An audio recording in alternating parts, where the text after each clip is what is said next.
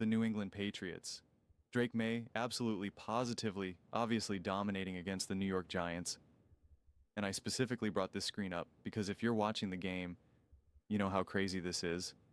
Um, Most plays by rookies through week 12. We got the mighty Cleveland Browns who are playing pretty high quality football. We got the New York Giants, the New York Jets, who are also playing some pretty mighty football. And then, of course, we got the Tennessee Titans. They might be the most dominant team in the NFL. And we got the New England Patriots up there with 3,500 plays. And they are actually an unbelievable team. Actually, dare I say, dominant team. I'm going to talk about this on Tuesday because a lot of times people don't really watch this clip Monday night unless it's like a huge, big game, an important game. Not a lot of people watch this, especially New England Patriots fans, despite me saying, please, Patriots fans, watch the full length of video. Please, Patriots fans, subscribe so I can keep making Patriots videos, so we can keep this party going. But there is a real argument. I'm talking about this year. I'm not making any value statements on what happened in the past, how things are going to go into the future. I don't care about any of that. I really don't. But right now, this season, as you guys know, I talk about coach-quarterback duos. And if you have a defensive coach, then I look at it the coordinator, the offensive coordinator, who, of course, the Patriots have with Josh. There is a real argument that Drake and Josh are the best coach-quarterback duo in the NFL this season. There's a real argument with that. You could say, well, Stafford's having an unbelievable year. McVay, again, awesome. They're great. Not downplaying them. They're elite. They're special. But there's a lot of Puka. There is a lot of Devontae. I mean, this is a thing of beauty. Now, what we're witnessing here, this is coaching. This is why I wanted this up here. This is coaching. Both offensively and defensively, of course. This is coaching. This is culture. This fundamentally matters. This really does. And listen, I always downplay games when you're going up against a lower level team. Right? And I've said this like weeks ago at this point that Drake Maye has graduated from highlighting against lower opponents and that the Patriots in general are that like it only means so much. And I always go, if it's, Mahomes does it and Josh does it, like I don't really care. It's blah blah blah blah blah blah. And that's all fair, and I stand by those types of statements, but multiple things can be true where I can still compliment the intensity and the effort that the Patriots put into this game and still the quality of play, because these numbers, it's not like this is just juiced up. Yeah, you're playing a team that's weak, a team that can't do anything. You're getting great field position just every single time. Like, this is easy. Your running back had 200 and some yards like this. And that's all well and good, but like the types of throws that Drake Maye is making, the decision making, it's one of those things where I'm just like, I don't care who you're going up against. It's the quality that I'm looking for. I kind of treat this game almost kind of like how I look at a preseason game for like a rookie, where I'm just like, I'm looking for the quality. I'm looking how composed you are, how comfortable you are. Obviously, I don't care about that right now because Dre Maye is legit. So I don't need to figure out like how comfortable and confident you are, but I'm looking at the quality of play, the quality of touchdowns, the difficulty of throws that you're making, the reads you're making, your balance between taking shots downfield, checking it down, using your legs, right? It's just all that type of stuff, and not just taking advantage of a team that's clearly struggling, not good, etc., etc. And it's just Drake Maye and this New England Patriots team is just so impressive. And again, right, the defense was impressive. Jackson Dart impressed me in this game even. So Jackson Dart has nothing to work with and has to carry this entire team, quite frankly. So it's just like I won't get too lost in the defensive stance from the Patriots, but I can still appreciate the level of intentionality and intensity that they brought. As Troyman said, a game like this is kind of always tough for teams. When you're doing well, you're going into the bye afterwards, and you're playing a lower level team. It's just natural human nature to just kind of already stack up. You're like, oh, we got this game's easy, and we got the bye coming up. Like you already kind of start to check out, right? You kind of try to give yourself extra time. It's just human nature. And that's why Troy was just kind of like, you always kind of worry about, that type of situation.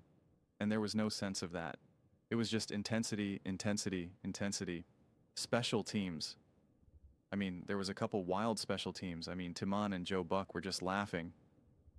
I I actually I actually felt bad almost just because, you know, their kicker's not having the best season or two, quite frankly. But he technically didn't miss any field goals, so he is perfect, technically speaking. Then obviously you had the punt return, which was just simple, easy, you know. Um, but I mean, there's never the reason why I don't always love these games is because there's just never anything to really unpack too deeply. There's nothing for me to praise, and if anything, there's only things for me to pick apart. Even though you win 3,315, because again, I'm always looking to have the conversation, the whole truth, nothing but the truth. And I could be like, well, they're in the red zone 5 times and only scored once. What's up with that? And it is kind of true. It's like, what's up with that? But, I'm just, I think under different circumstances, I would, if the Patriots weren't playing as good as they had been, the net would be something that you'd really hang on and be like, listen, you beat a bad team. They're not good. You were fortunate with the punt return. You were fortunate with the blah, blah, blah, blah, blah. But like you got to the red zone 5 times and only converted once. Like what, that's not going to cut it. That's not going to cut it. And it's not going to cut it, right? Because you can't bank on, some of, just essentially how the New York Giants played this game of football, right? Like you can't expect that against the better teams. But I mean, listen, this season is just so incredibly wild. Um, the New England Patriots genuinely, genuinely have just of a good a chance if we're, and I've said this all day today, all Monday. If we're looking at all the contenders right now of who's the top teams in the NFL, the Rams and the Broncos and the Patriots and whatever teams you want to use doesn't matter. The Patriots have just as great of a chance as any of these other teams to win a Super Bowl.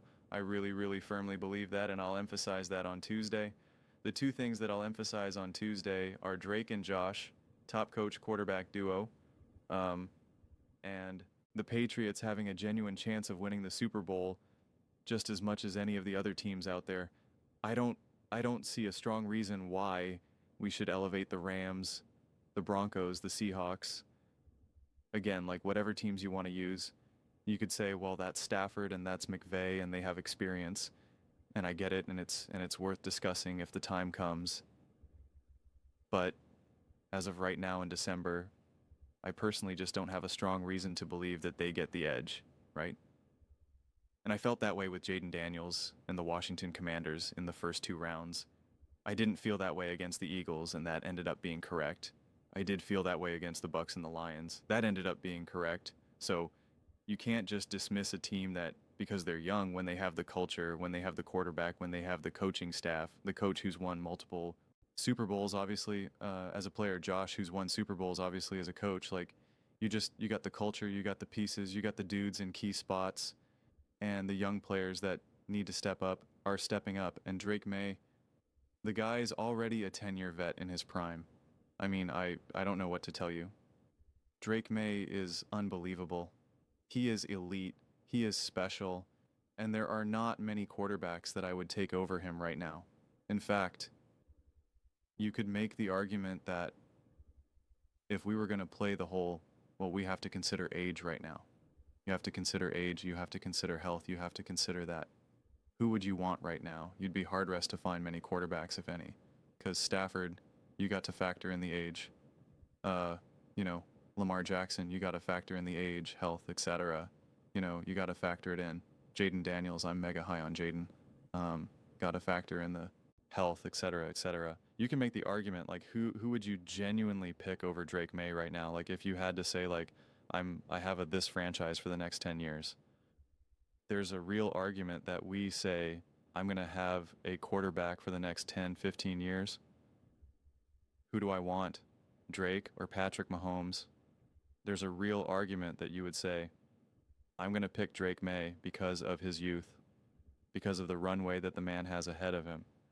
Yes, I know Patrick Mahomes is unbelievable. Yes, I know Josh Allen is unbelievable. Are they going to be unbelievable in 6 years?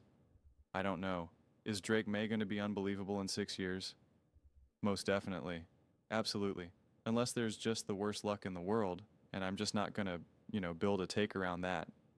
I don't got to be doom and gloom and pessimism. Um, but like, it's just what we're seeing is special. What we're seeing is genuinely special. And it's just remarkable what happens when you combine talent with great coaching. And everyone who needed an offensive coordinator that did not go out and get Josh, they look foolish. They look foolish. Yes, he didn't have a ton of success as a head coach. There's a lot going on when you're a head coach. You got to deal with a million different things.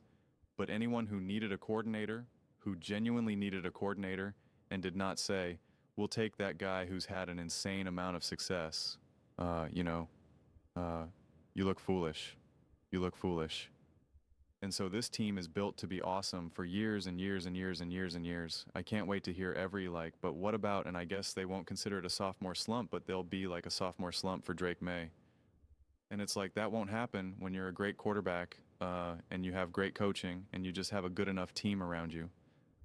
So I I can't wait for that off-season talk in like March, April, and May where they'll be like Hendrick, you know, sustain his success, expect a step back this season, and it's just like, yeah, yeah, yeah, sure, whatever you guys say. Well, remember CJ Stroud and well, remember, and it's like, yeah, yeah, yeah, whatever you say. I can't wait for that. But we don't got to get there just yet. We don't got to jump to March, April, May, June, July, August, because I promise you right now, those conversations are coming. But what does he have? The highest completion percentage to the start of his career in 20 plus games, whatever the official number was. This guy's just different, man. This is special. This is special. And I just would recommend you just appreciate what you're seeing. Even if you hate the Patriots, even if you want them to fail so badly, you want them to be terrible so badly, sometimes you just got to sit back and appreciate greatness.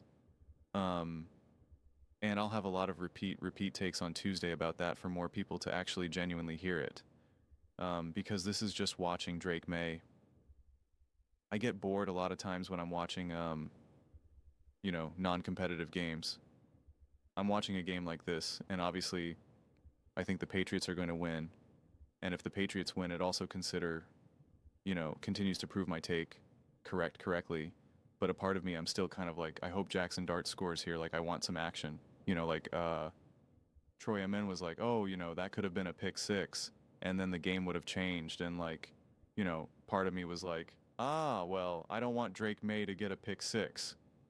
But I don't know, a fumble, scoop, and score on another player. So we can I don't know. Let's see some action. I want competitiveness. Monday night, I want the drama. That's why last night was awesome watching the Commanders and the Broncos. I'm like, yeah, yeah. I was like, don't go for the 2-point conversion.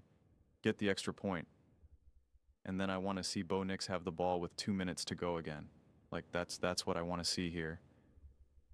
But even in a game that really wasn't competitive, except for the coin flip, you're still able to watch greatness. You're still able to watch such high quality ball. So I love to see it, man. If you love football, you will love to watch Drake May play. If you have a question about your quarterback, if you're like, is Baker Mayfield truly elite? Is Kyler Murray? Should the Cardinals stick with Kyler Murray? What should the Dolphins do with Tua? If you have any of these, is the quarterback A, is he a good passer or great passer or an elite P? If you have any questions, if you have any quarterback where you're like, I don't know, is he, isn't he?